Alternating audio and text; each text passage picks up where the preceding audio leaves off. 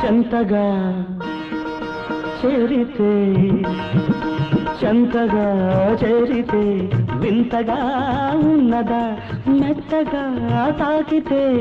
కొత్తగా ఉన్నదా మెత్తగా తాకితే కొత్తగా ఉన్నదా నిన్న కలగా ఉన్నది నేడు నిజమవుతున్నది నిన్న కలగా ఉన్నది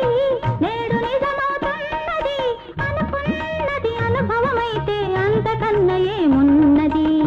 వయసు దారి తీసింది వలపు ఉరకలేసింది మనసు వెంబడించింది నిమిషమాగక మనసే వెంబడించింది నిమిషమాగక